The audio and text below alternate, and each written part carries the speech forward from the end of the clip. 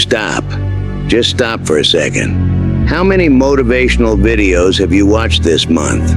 How many times have you felt that fire, that rush of "this is it, I'm gonna change everything," only to be back where you started 3 days later? I'm going to tell you something that's going to hurt, but it's the truth you need to hear. You don't have a motivation problem. You have a consistency problem. You have a discipline problem. And most importantly, you have a mindset problem. Today, we're going to stop chasing that next hit of inspiration and start building something that actually works. Something that doesn't depend on how you feel when you wake up. Let me ask you something uncomfortable. When was the last time you were motivated? Really motivated? You probably felt unstoppable, right? You made plans, set goals, maybe even started strong for a few days. Then what happened? Life happened. You had a bad day at work, you didn't sleep well, you felt stressed, and suddenly that motivation, gone. Here's what nobody tells you about motivation. It's unreliable. It's like depending on the weather to decide if you're going to work. Some days it's sunny, some days it's raining. But successful people, they show up regardless of the weather. I used to be a motivation junkie too. I'd watch video after video, read quote after quote, looking for that next hit of inspiration. But I realized something that changed everything. I was treating motivation like a drug, and I was addicted. Your brain doesn't understand what working out or studying means. Your brain only understands chemicals. When you watch a motivational video, you get a dopamine hit. You feel good. Your brain thinks, mission accomplished, but you haven't actually done anything. Social media companies spend billions studying your brain. They know that you'll keep scrolling, keep watching, keep consuming motivation instead of taking action. They're making money off your dreams while you're stuck in the same place. And here's the brutal truth. While you're watching videos about success, successful people are working. While you're reading quotes about discipline, disciplined people are practicing discipline. While you're getting motivated to change your life, other people are actually changing theirs.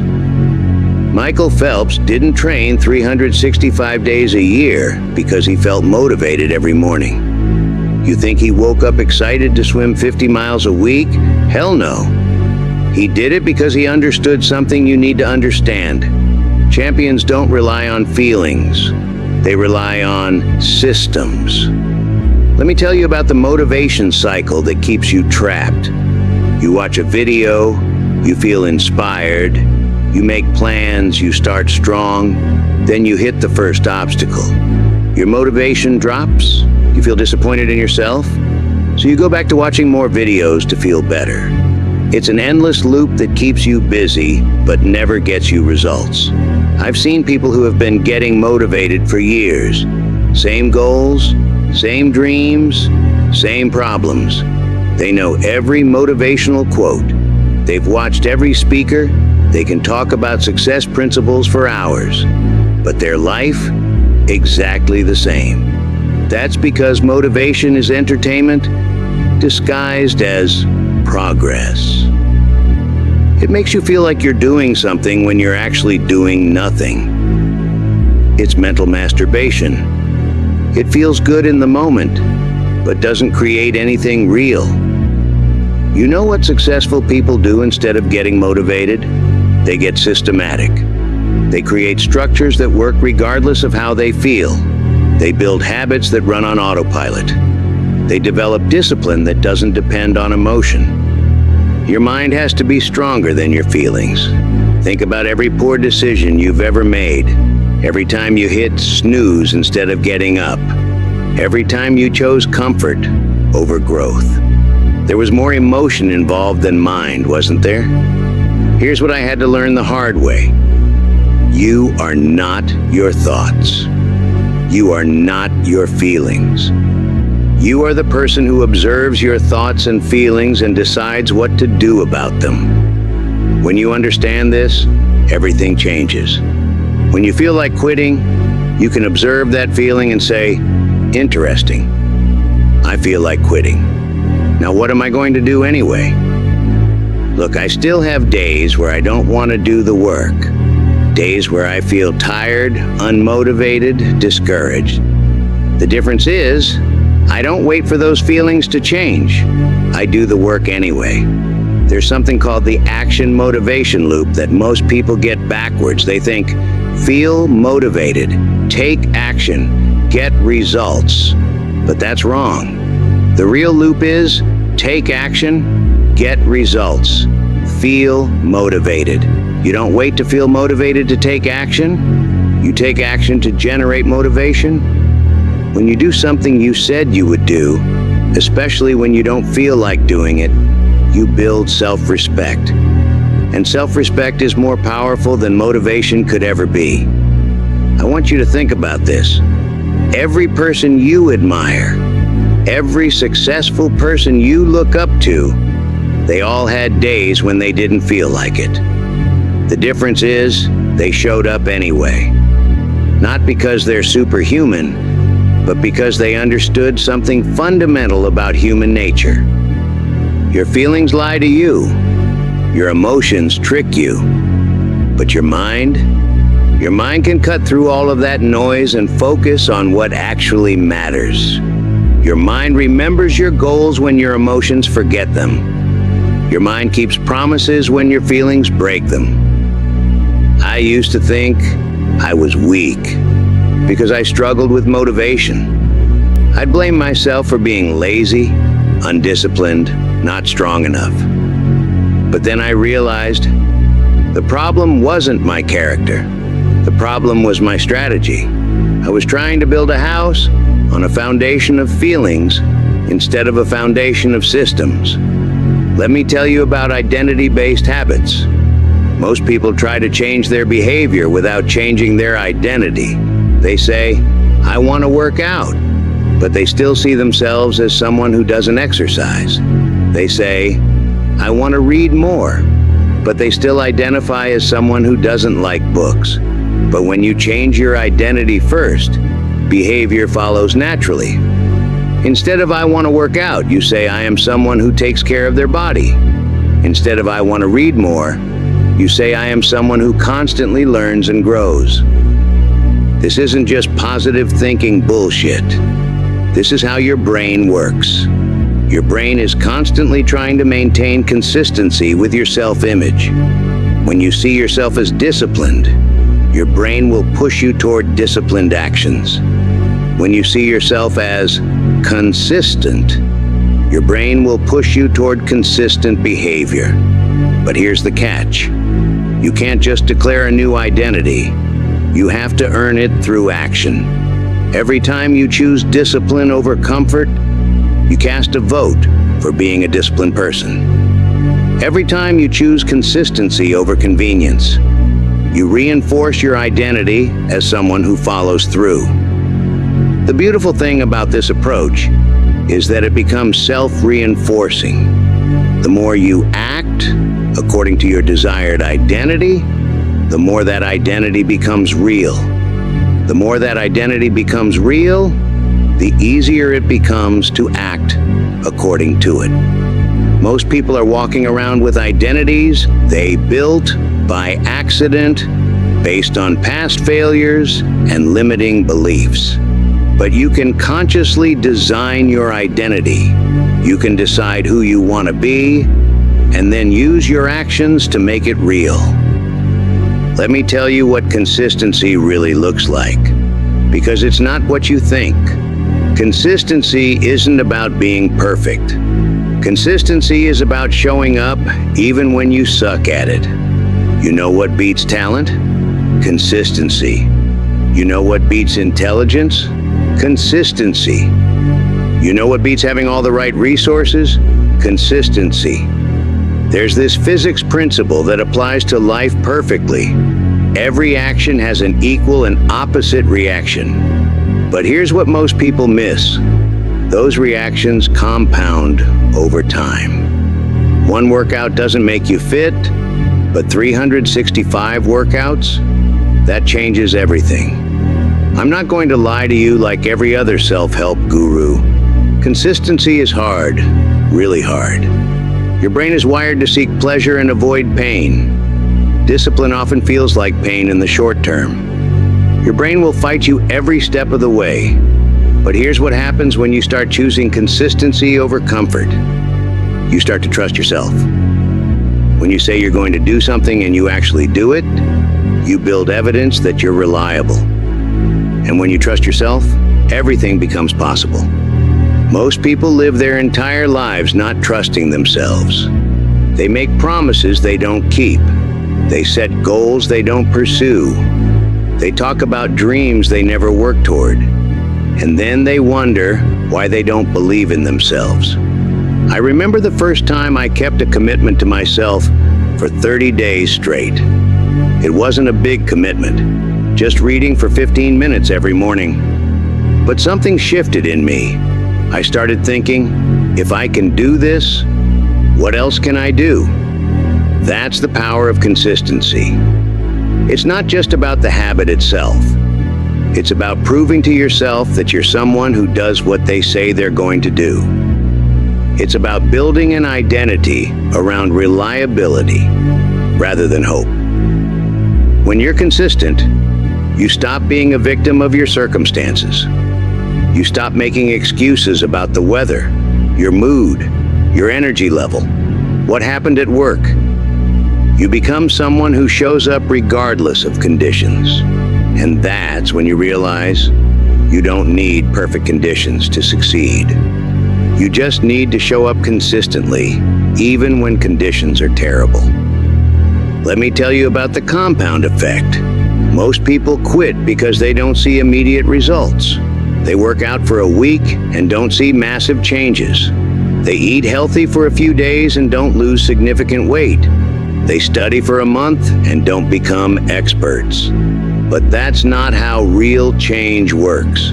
Real change happens through the compound effect. Small actions, repeated consistently over time, create massive results. It's not linear, it's exponential. Think about a plane taking off.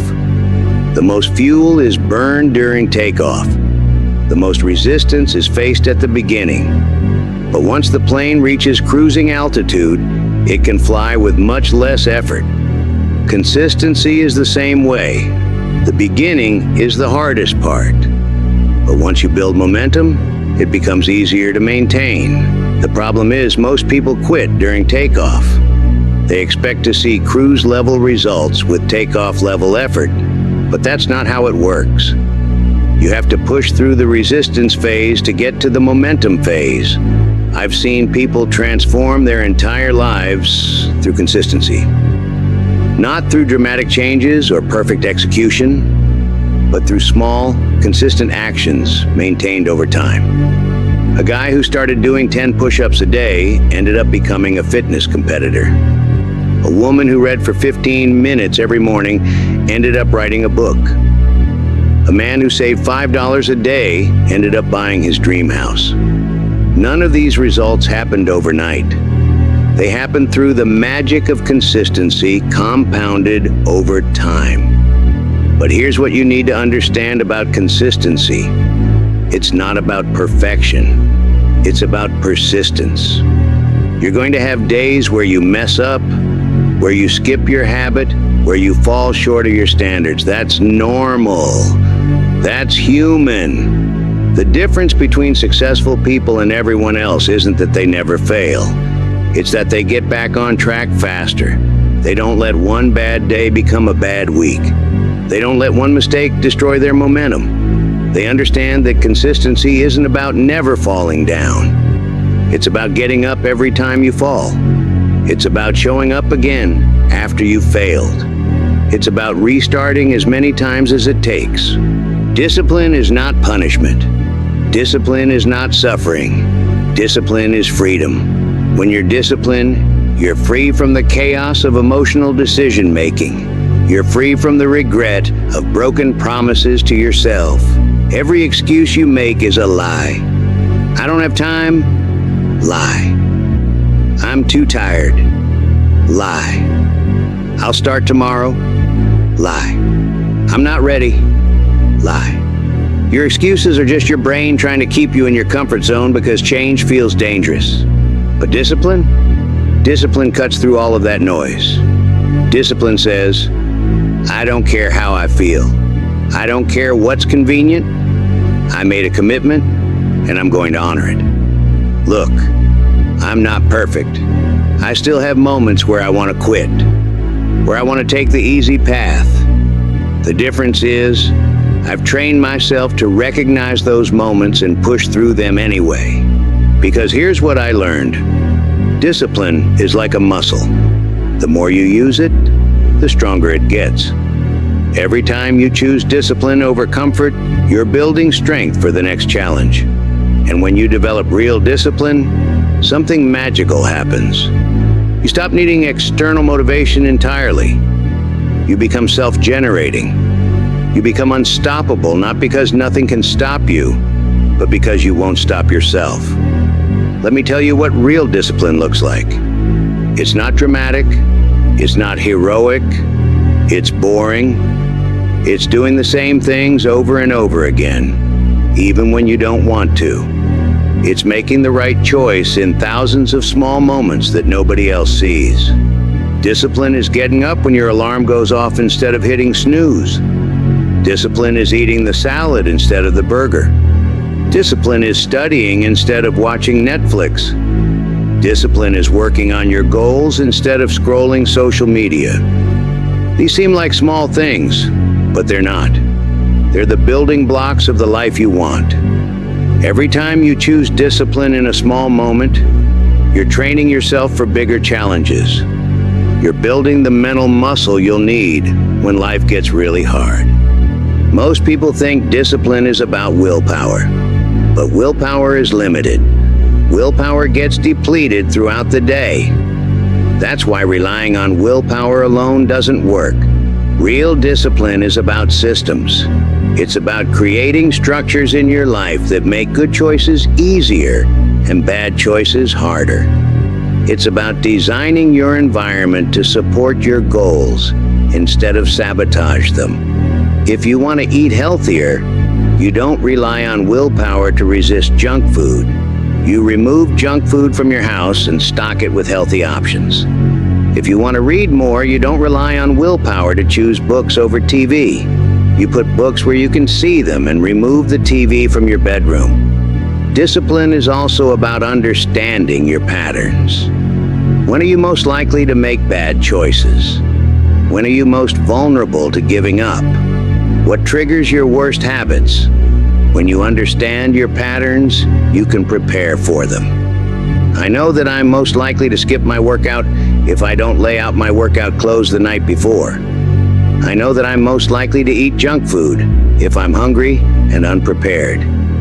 I know that I'm most likely to waste time on social media if my phone is next to my bed when I wake up. So I use systems to overcome these patterns. I lay out my workout clothes. I meal prep on Sundays. I charge my phone in another room. These aren't acts of discipline in the moment. They're acts of discipline in advance. The strongest people aren't the ones with the most willpower. They're the ones with the best systems. They make disciplined choices easy and undisciplined choices hard. They set themselves up for success instead of hoping they'll have enough willpower when the moment comes. Discipline is also about delayed gratification. Most people want immediate results. They want to feel good now, have fun now, be comfortable now. But discipline is about sacrificing what you want now for what you want most. This isn't about living a miserable life of constant sacrifice. This is about being strategic with your choices. This is about understanding that everything has a price and being willing to pay that price up front instead of on credit. When you choose discipline, you pay the price of success in advance. When you choose comfort, you pay the price of regret later. Either way, you're gonna pay. The question is, do you want to pay now or pay later? Let me tell you something about your brain that will change how you think about change itself. Your brain has something called neuroplasticity, the ability to form new neural pathways throughout your life. This means you're not stuck with the brain you have. You can literally rewire it through your actions and choices. Every time you repeat a behavior, you strengthen the neural pathway associated with that behavior. Every time you choose discipline over comfort, you make the discipline pathway stronger. Every time you choose consistency over convenience, you make the consistency pathway stronger.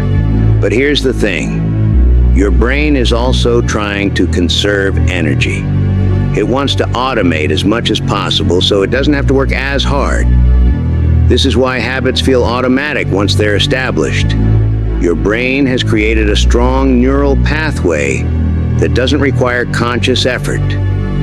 This is why changing habits is so hard at first.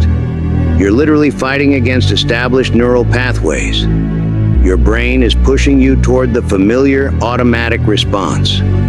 But if you persist, if you keep choosing the new behavior despite the resistance, you start to build new pathways. There's a concept in neuroscience called neurons that fire together, wire together. This means that when you consistently link two things together, like waking up early and working out, your brain starts to connect them automatically. Eventually, waking up early will trigger the desire to work out without conscious effort. This is why starting small is so important. You're not just building habits, you're literally rewiring your brain. And just like physical exercise, it's better to start with light weights and gradually increase than to try to lift the heaviest weight on day one. Most people try to change too much too fast. They want to wake up at 5 a.m., work out for an hour, meditate for 30 minutes, read for an hour, and eat perfectly, all starting tomorrow. But your brain can't handle that much change at once. It will resist and push you back to your old patterns. Instead, focus on one small change at a time. Master that change until it becomes automatic, then add the next one. This way, you're working with your brain's natural tendencies instead of against them. Let me tell you about the habit loop. Every habit has three components: a cue, a routine, and a reward. The cue triggers the behavior, the routine is the behavior itself, and the reward is what your brain gets from doing the behavior. If you want to build a new habit, you need to design a clear cue, an obvious routine, and an immediate reward. If you want to break a bad habit, you need to identify the cue, replace the routine, and find a different way to get the same reward.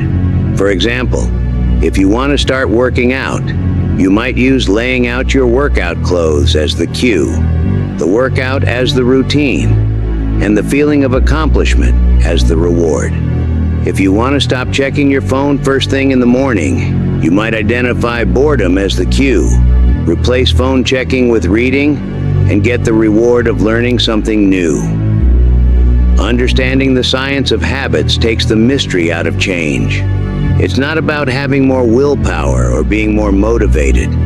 It's about understanding how your brain works and designing systems that work with it instead of against it. Here's something most people get completely wrong about change. They focus on what they want to do instead of who they want to become. They say, I want to lose weight, instead of, I want to become someone who takes care of their body. They say, I want to make more money, instead of, I want to become someone who creates value. This might seem like a small difference, but it's everything. When you focus on outcomes, you're relying on external validation. When you focus on identity, you're building internal conviction. Let me give you an example.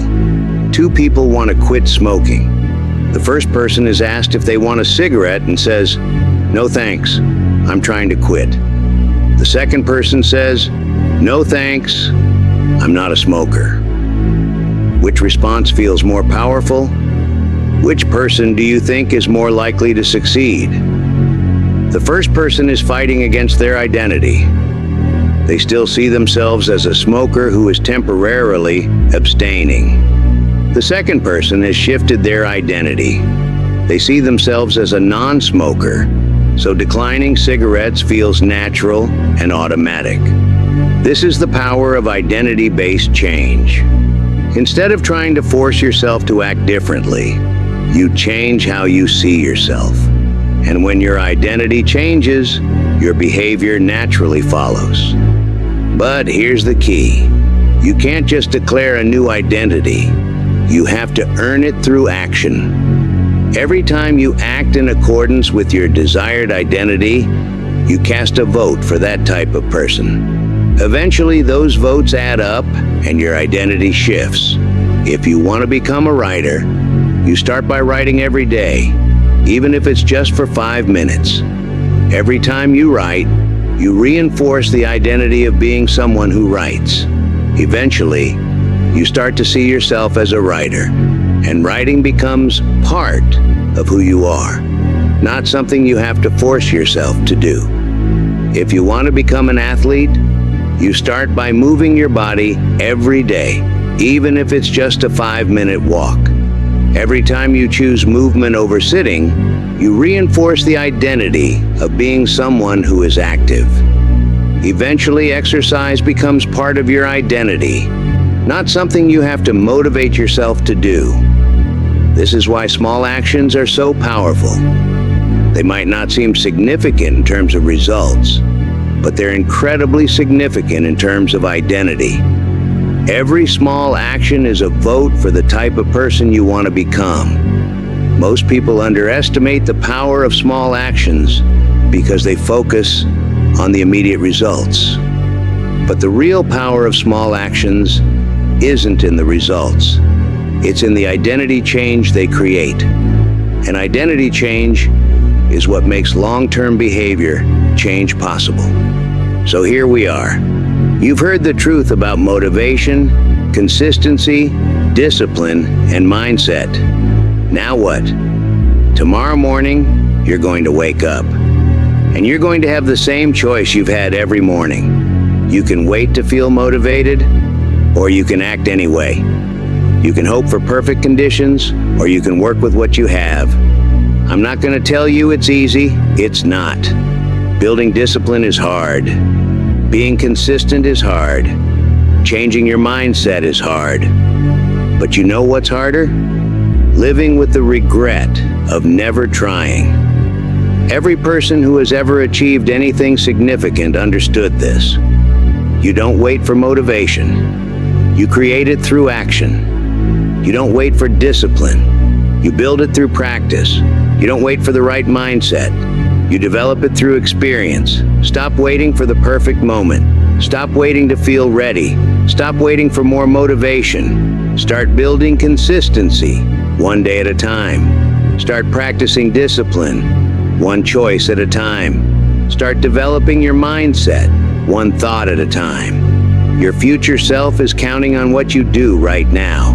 Not perfect action, not motivated action, just consistent action. The choice is yours. It always has been. You can keep consuming motivation and staying in the same place. Or you can start building the systems that will actually change your life. You can keep hoping that someday you'll feel different. Or you can start acting different today. You can keep waiting for external circumstances to change. Or you can become the person who changes circumstances. You can keep being a victim of your emotions. Or you can become the master of your mind. The path is clear. The tools are available. The only question is, are you ready to stop needing motivation and start building something real? Time to stop needing motivation and start building something real. Time to choose discipline. Time to embrace consistency. Time to develop an unshakable mindset. Your life is waiting for you to stop watching and start building.